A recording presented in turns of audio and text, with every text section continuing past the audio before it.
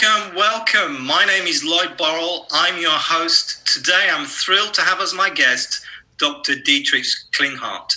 Dr. Klinghardt is founder of the Klinghardt Institute and the American Academy of Neural Therapy. He is medical director of the Institute of Neurobiology and lead clinician at the Sophia Health Institute in Woodinville, Washington, and he is internationally known for his successful treatment of chronic pain and illness. Dr. Dietrich Klinghardt, welcome to the EMF Health Summit. Good morning. It's a pleasure to have you on.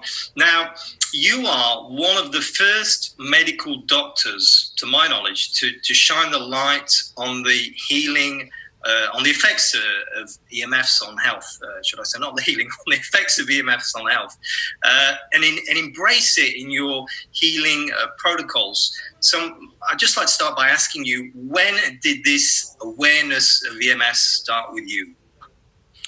Well, first of all, I'd like to say it's kind of a sad position to be in, to be one of the first ones on such an obvious and permanent issues that is affecting our health so dramatically. And so I personally had a very good teacher in high school in physics, which is over 50 years ago, who was warning us of the upcoming health crises that electromagnetic fields will be causing. This is in the 1960s. He was very aware of research going on in England to find, there was in the 60s was a crisis in Russia with the American embassy where everybody got ill, and they realized that the Russians were using a microwave weapon to weaponize basically a microwave to affect the health of people.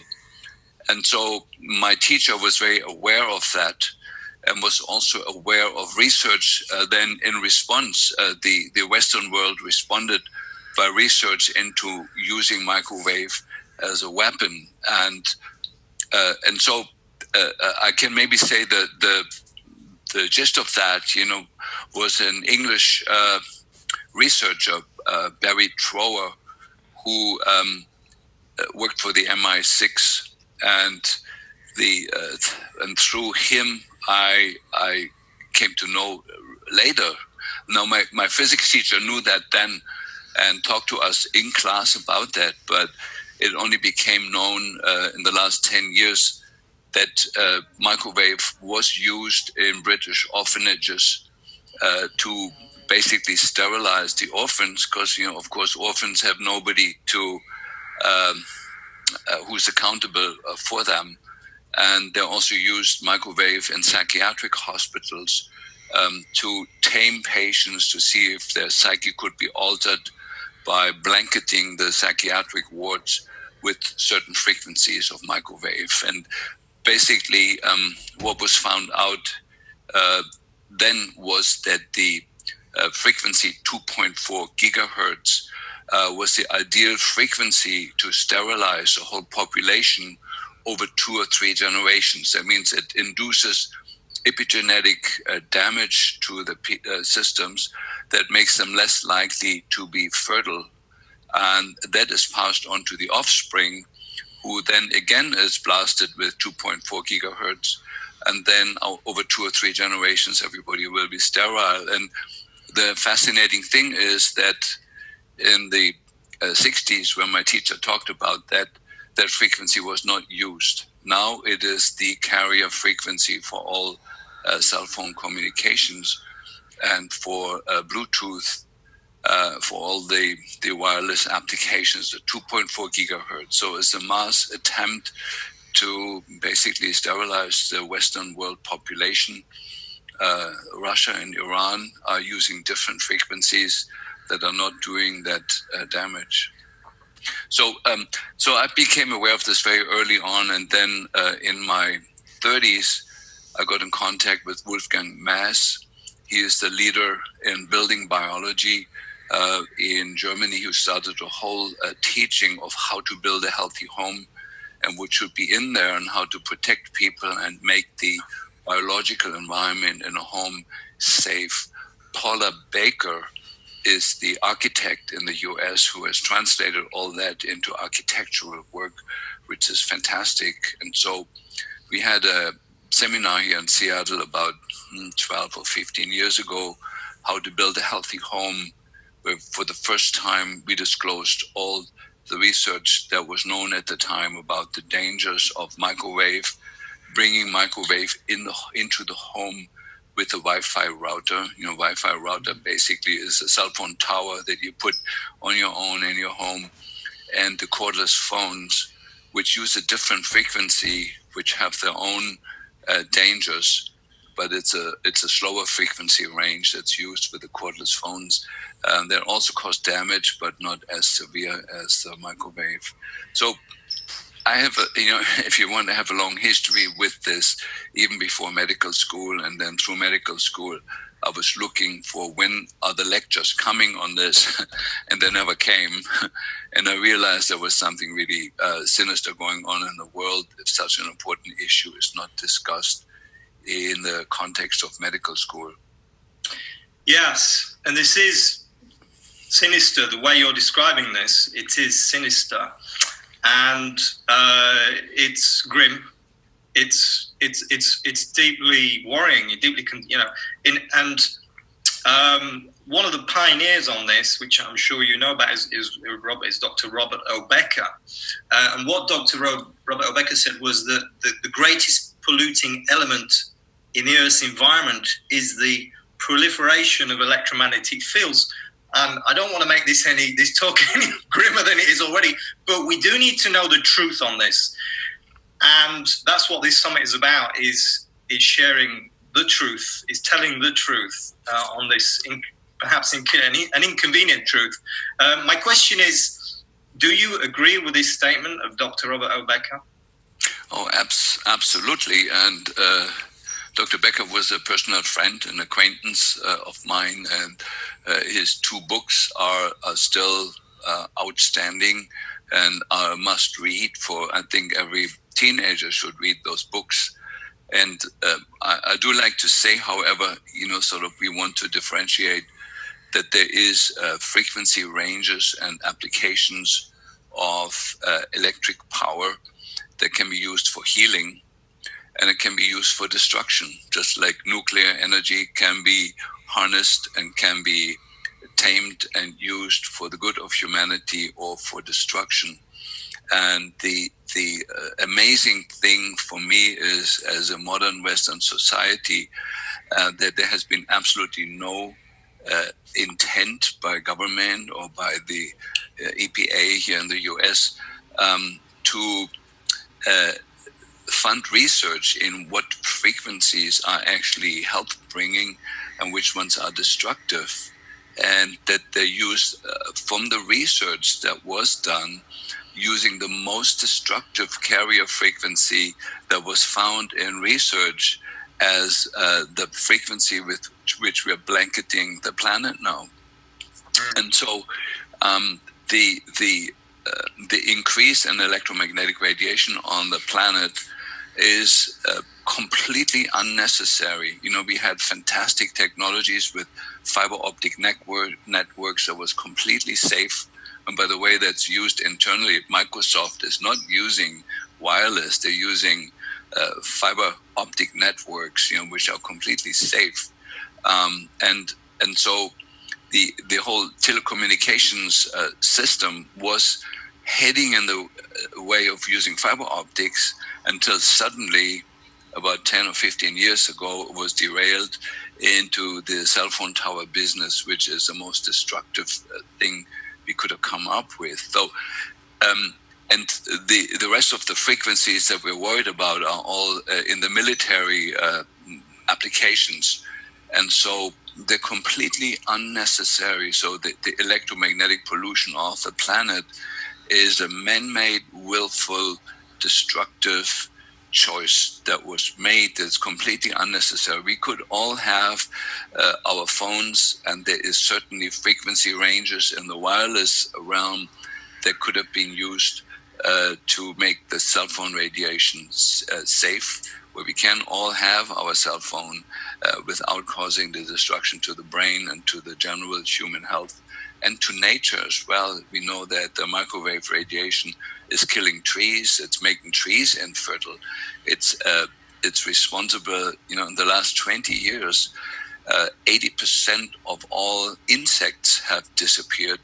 And with that, 75% of our songbirds. We know the dying of the bees, yes, that the nicotinides, some insecticides contribute to that, but we know that the bees are not dying where there is no cell phone radiation.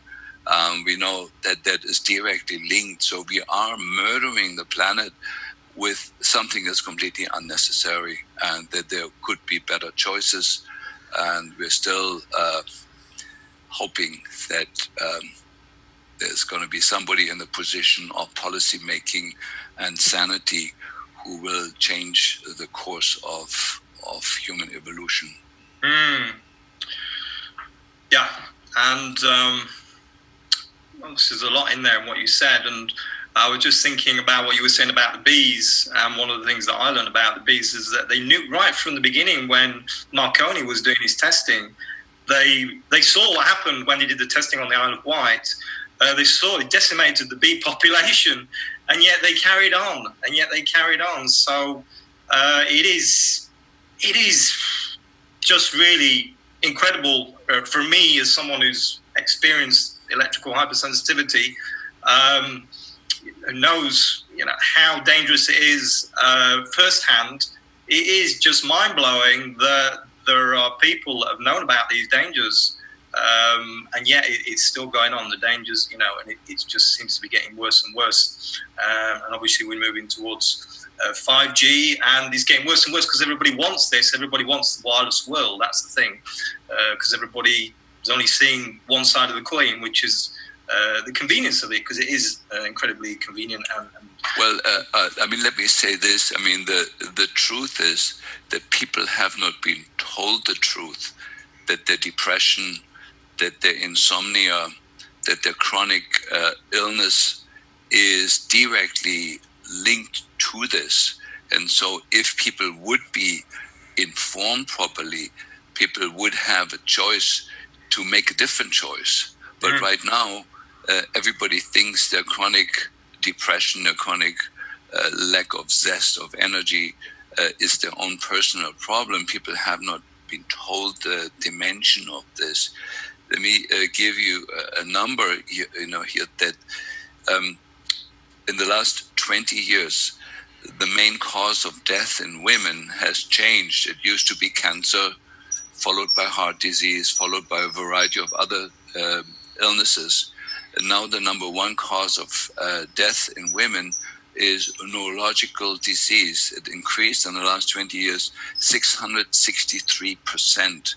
And that's entirely, completely linked to the exposure to Wi-Fi. And so basically the Western world right now is collectively committing suicide with this program. And of course, in addition to that, the cell phone frequencies and the way cell phones are constructed are highly addictive because they stimulate the dopamine producing neurons in the brain. And so every time you use the cell phone, you get an enforcement in the brain to use it more, because you take the other neuropeptides in the brain and funnel them towards producing dopamine, the addictive substance in the brain, but away from acetylcholine, from the higher thinking molecule. Acetylcholine is responsible for memory. So memory is going down, higher thinking is going down, critical thinking is going down, and the addictive part of the brain is blossoming and is addicted to something that will actually kill you and shorten your lifespan, cripple your ancestors, your offspring will be sicker and sicker. And so it's a destructive cycle that we're in, that when you put the science together, it is well known. I don't think there's anybody particular evil in the government, but most government officials are attorneys who've never once learned how to read a scientific study, and they're the decision makers, and they do not understand when the science is brought before them what the significance of that is. And so, we were hoping in Germany that the Chancellor of Germany, and Mrs. Merkel, is a well-known, well-established physicist who certainly understands the dangers of this, and there has been some resistance based on her internal dialogue of bring the most destructive technologies like the smart meters and other things to Germany. She does exert her influence while she is in power, which is now shaky, and so obviously it's going to go downhill there also. So,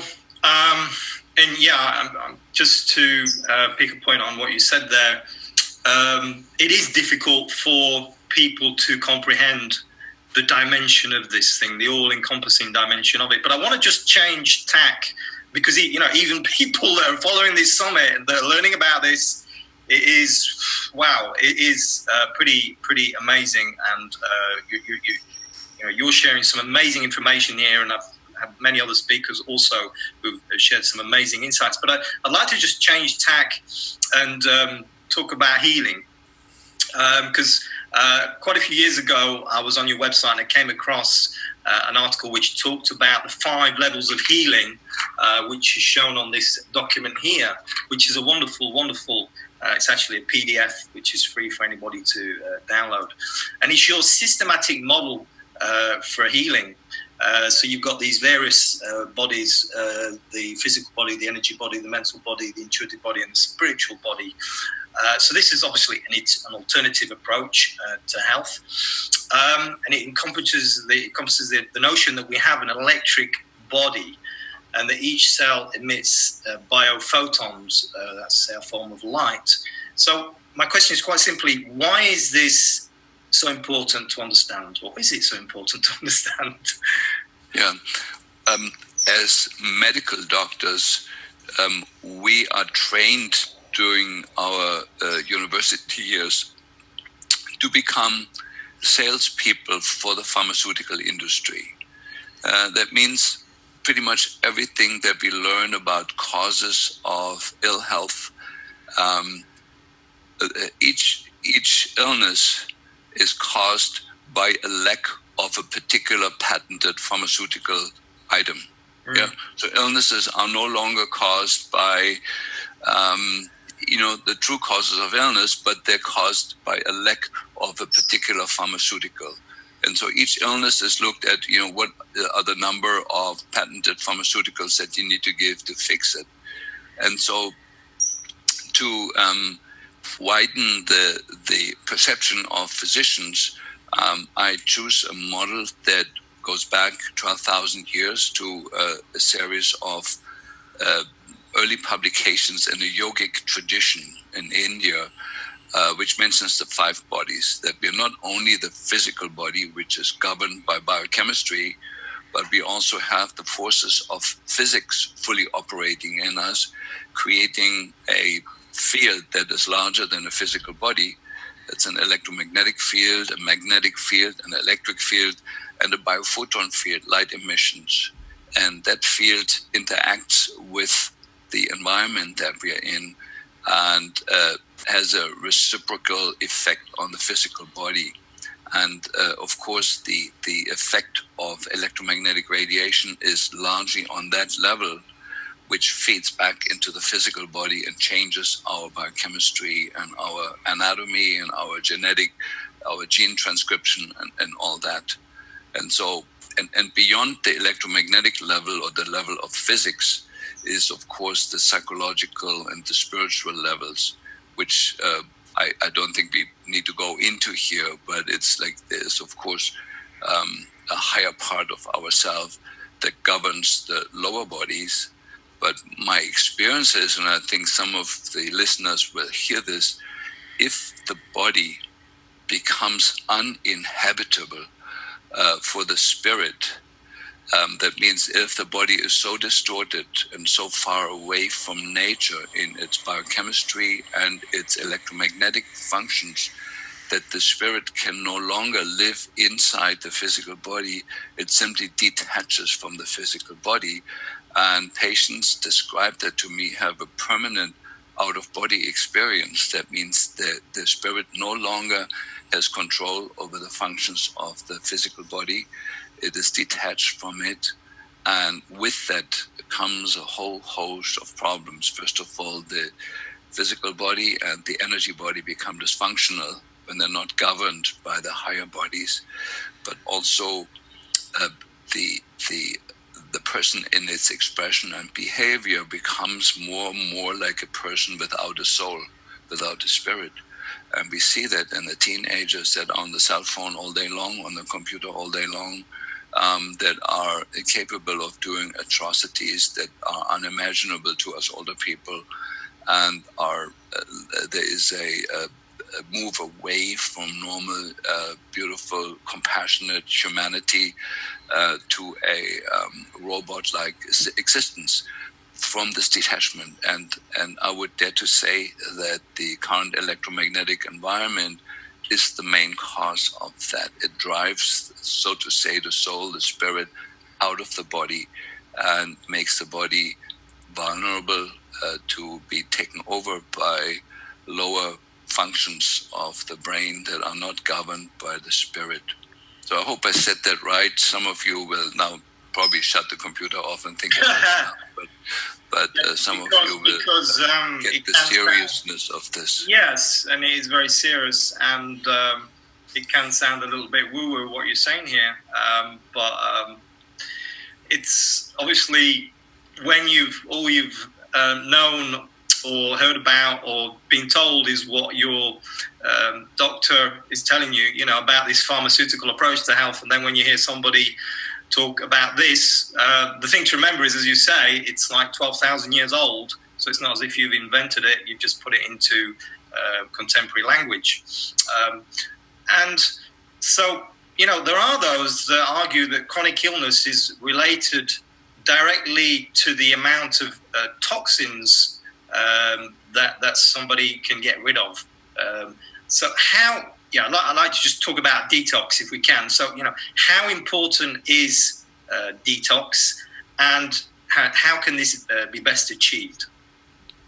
So important in the context of what we're talking about is research that was done by Professor Yoshiaki Omura, who simply found in his research that it's the dispersed metals in our body, the toxic metals in our body, that are actually the antenna for microwave and for other man-made radiation.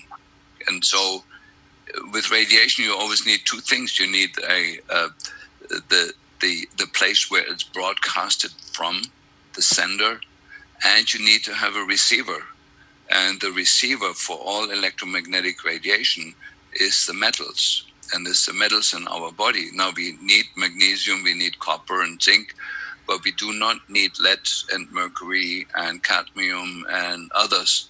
And so we found that by focusing on detoxing the metals in the body, we can greatly reduce electrosensitivity that make people less vulnerable to the environmental radiation that's everywhere now. And so we focus very much on two metals. It's the sulfhydryl affinitive metals like mercury and lead, which we detox with coriander and chlorella and a couple of other natural things. But we also use medical drugs like DMSA or DMPS, or intravenous vitamin C works quite well. And then there's another group of metals like aluminum and iron, which we detox differently. For the aluminum, which is the most abundant toxic metal in us and all of us now, we detox with a high dose of silica and an ionic foot bath, which activates the kidneys to selectively increase the aluminum excretion. Key Science, KI Science, is the company that right now has the best protocols on all of this. So, but I think that's all I want to say about detox. Now, aluminum has a synergistic effect with glyphosate, which is a main herbicide used in the agrochemistry, the farming industry, and all of us are toxic with glyphosate. Glyphosate binds to aluminum and carries it straight into our brain, and therefore detoxing glyphosate along with aluminum has been a incredible, crucial piece of healing technology for our time. And of course, a big issue for many people is metal fillings, amalgams, which and there's this interaction, is there not, between these electromagnetic frequencies and what people have in their teeth, these metals. And one piece I was reading was saying that, which I think was from research that you did, or that you were quoting, that one cell phone call can liberate 600 times more mercury from amalgam fillings than otherwise would be the case. So dealing with these metal fillings is like super important, is it not? For somebody absolutely, yeah. So precondition for detoxing people and for making the person less of an antenna is to have a metal-free mouth. Now, it's been shown that when you make a phone call, the mercury in the silver amalgam fillings evaporates to much, much faster, much higher degree. But we're also concerned about gold crowns. We're also concerned about titanium implants, which are very, very receptive to microwave. So we work with a group of dentists throughout the world to have the fillings removed. I'd like to talk about solutions.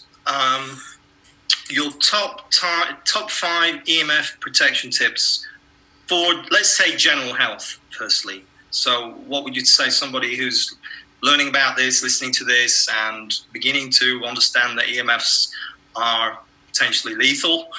What are your top 5 tips here? Okay, so number 1, of course, is cleaning up your own home.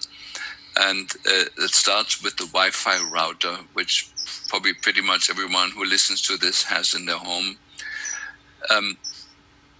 If you don't have any other options, turn the Wi-Fi router off whenever you're not needing to be on the internet. That's the cheap solution. The better solution is to get a wired connection. Now, it used to be easy to turn the broadcasting option of the Wi-Fi router off from the computer.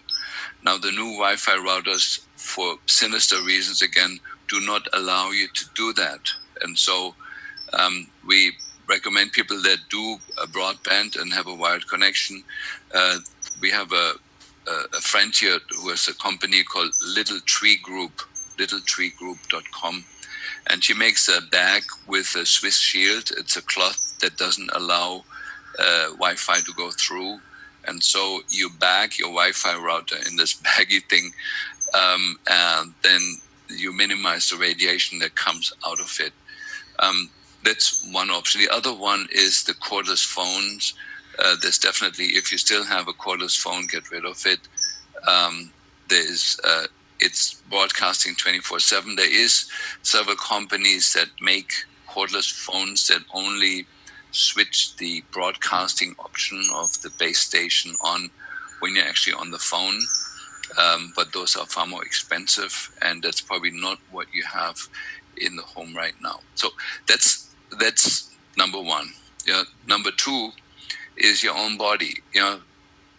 If you have metals in your mouth, invest into getting them out. Let the fillings be replaced with plastic fillings, or crowns with ceramic crowns or plastic crowns.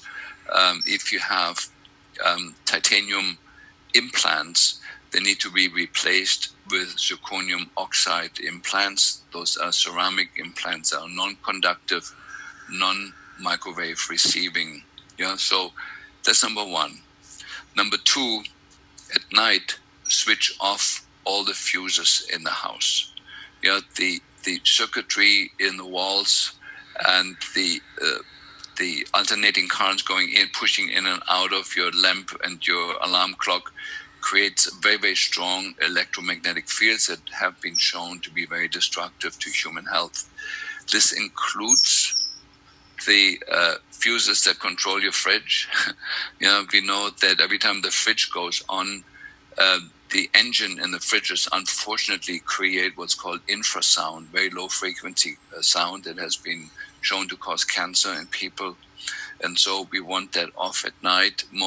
A good fridge can easily be off for 8 hours without thawing out.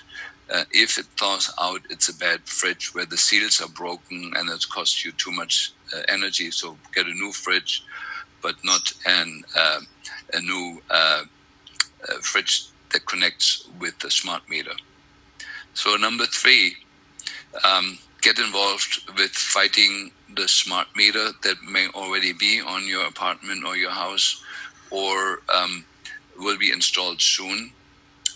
There's a website, Take Back Your Power, by Josh DeSole, who is a friend. He has invested his whole life in helping people how to get the smart meters removed. Smart meters are absolutely destructive to your health, and you do have control over that. There is a way of communicating with the power company to have it deinstalled, and you get all the legal forms and the information on that website. Take Back Your Power. This is for us here in the US. I don't know if you're in England or if you're here. Unfortunately, England has rolled out the smart meter plan. Germany is still resisting it, thanks to Angela, but will also break down. Smart meters are supposed to only send, smart meters are surveillance devices that basically survey your household and sell the information gained from that to the companies that sell fridges and that sell washing machines, and probably sold to more sinister for more sinister purposes than that alone. And so the smart meter does not serve in saving you money. It has never done that. In fact, everybody who's ever looked into that shows that the smart meter, people that have a smart meter now, that their cost of electricity has gone up, has not gone down. And so it's an evil technology that's imposed on us. Now, the rest of my suggestions are probably more expensive. Ideally, people that have their own home should have the whole home shielded towards the outside world. There is a paint called Swiss Shield paint. There's other paints. They're basically electric conductive paints that the outside wall of the house ideally is painted. And then the paint needs to be grounded. That means there needs to be a copper plate inserted in it with a connection to the earth. And you need curtains that don't allow microwave to come into your house. That's the ideal thing. If that's not possible, we recommend people to get what's called a sleep sanctuary. It's a structure that looks like a mosquito net that's over the bed, that's made of this silver-coated cloth that doesn't allow the microwave to come inside that, and that needs to be underneath the bed and like a mosquito net over the bed, that reduces the radiation that comes inside to 1/10,000th of the amplitude that it otherwise would be, and is far, far less damaging. And so this is something we insist that all the children that are in trouble with brain cancer or autism or neurodevelopmental disorders get a sleep sanctuary at the minimum requirement. And again, we have our friend Lynn. She's a retired friend of mine. LittleTreeGroup.com is doing that. You send them the measurement of your bed, and she sews you the canopy, that is needed. And then maybe the last suggestion is there's a lot of discussion about this, but the people that are opposing this are simply stupid or don't understand physics, is the protective clothing. The protective clothing works, period. So this is cloth that is metal coated with a certain pore size that reflects incoming microwave. And the more body parts you cover, the less total radiation you get. It's important to understand that the damage caused by microwave or by electromagnetic radiation in general is cumulative. That means you take all the sources in account and all the body surfaces exposed. And the more you can minimize that, the longer you're going to live and the less your brain is going to be affected and your behavior is going to be affected and the less your mood will be affected. And so we recommend people at least to wear a t-shirt because it covers the largest body portion with the shielding cloth. Less EMF is a good website for that. If people are extremely sensitive, they need to wear a full burqa, at least for a while, where the entire body is protected. And so there's people that argue that this can't work, or then your head is still exposed and the radiation creeps in your neck and then under the shirt. That is absolute physical bullshit. So the protective clothing works. We have proof in the people that do it. I would like to say here that people with ALS or MS or Parkinson's, with the serious neurological diseases, tremendously benefit from this.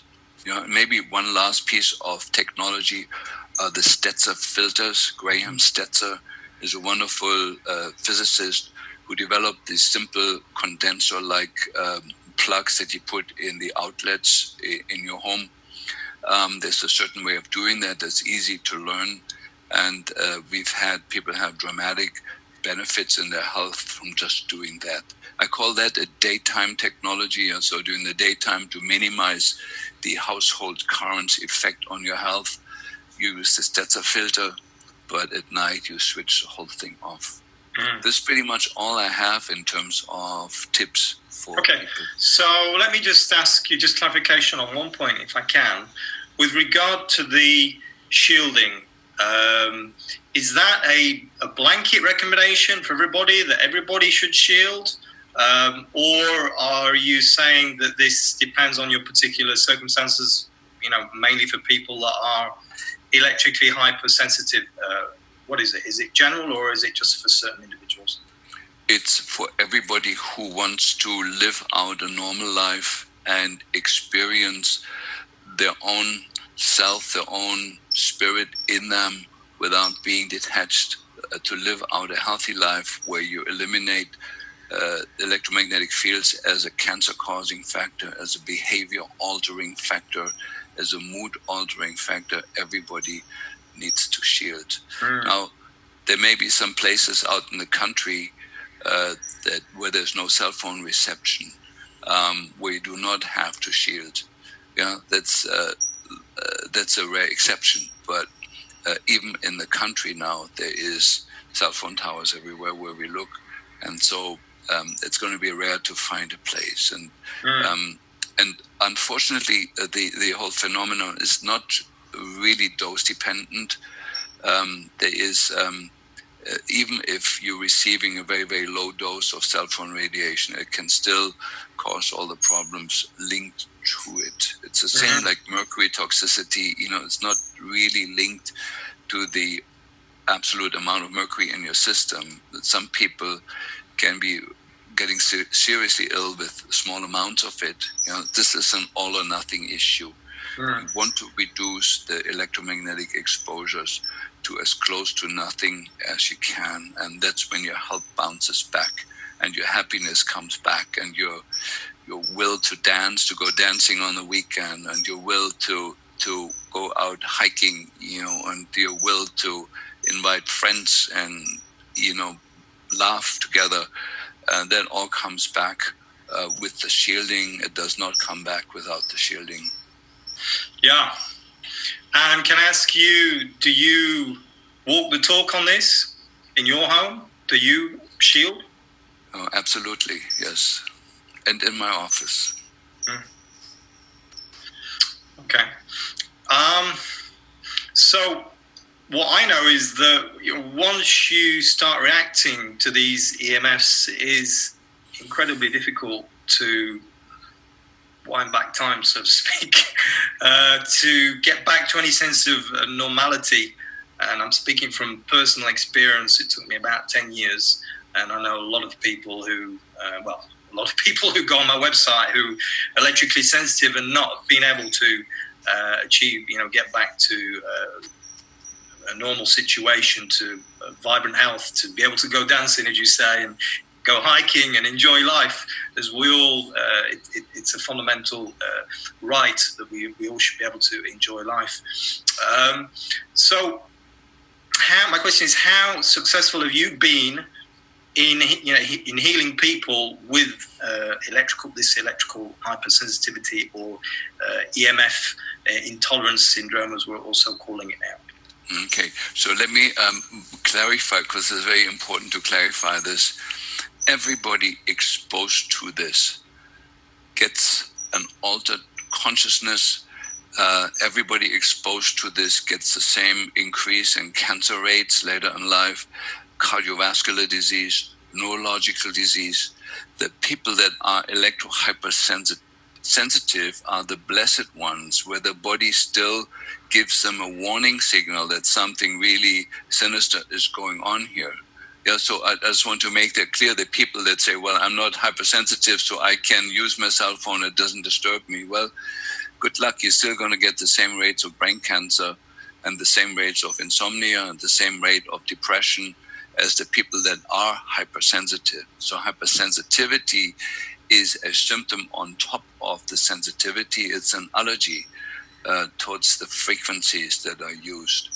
And so we have 2 or 3 tools that have worked. So tool number 1, of course, is to decrease the allergenic agent. Yeah, that's what we talked about, to decrease the exposure. That has to be number 1. Number 2 is to stabilize the system. We know from Marty Paul and others that one of the basic mechanism is the influx of calcium into the cell, which is basically one of the triggers then for the mastocytosis, for the mast cell reactions and the histamine reactions and all the downstream stuff that happens. And so to stabilize that, we have a few tools. One are 2 or 3 herbs. It's really 3 herbs. It's coriander, it is rosemary, and it is propolis, which is not an herb, but it is a plant-based bee product. And so there is a combination of that. The company KI Science, KI Science, makes a product called Ray Wave. And so when we give people that in a pretty good doses, people have gain amazing stability towards the electrosensitivity.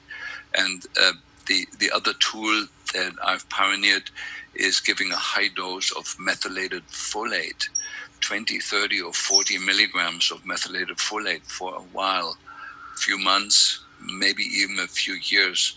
That has hugely stabilized many of our patients.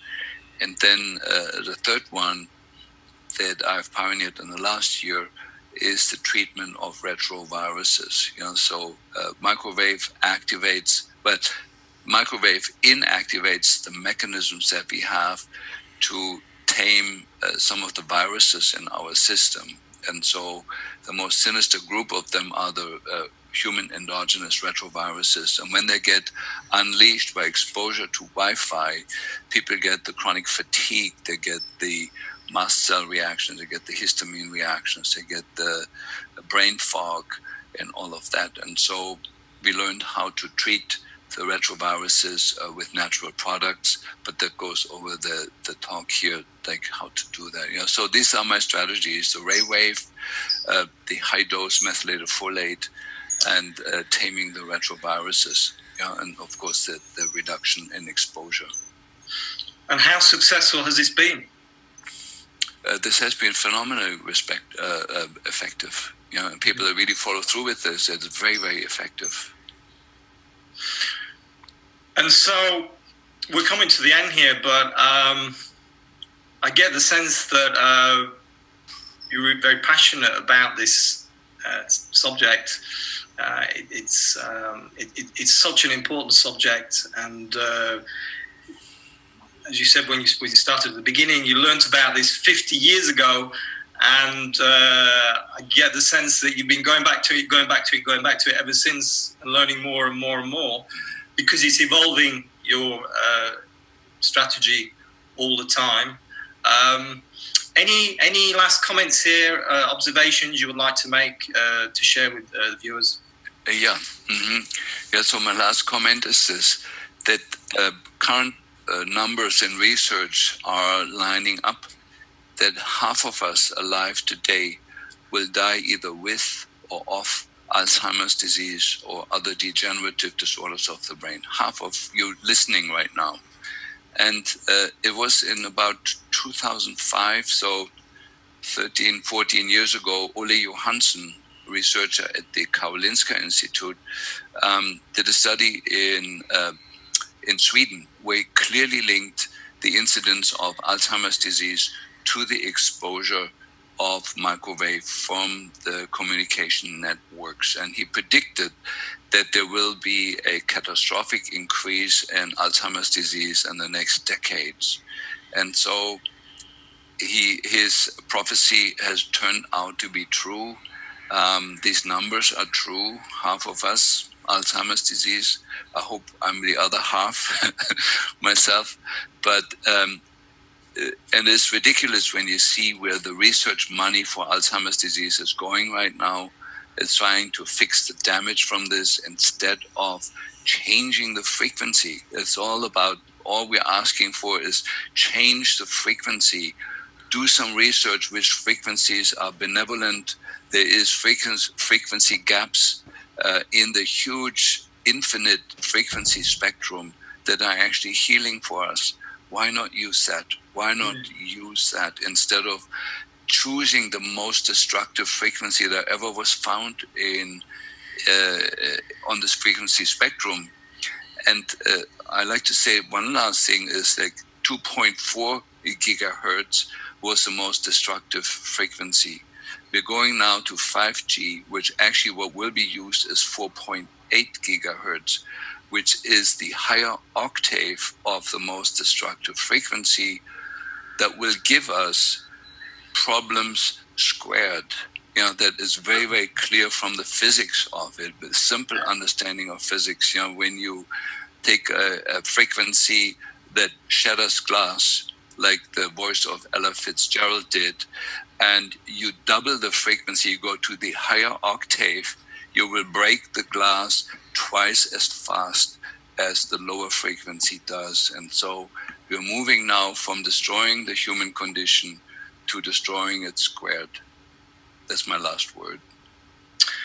Well, I think that's a great way to finish. Change the frequency. Come on, folks, change the frequency.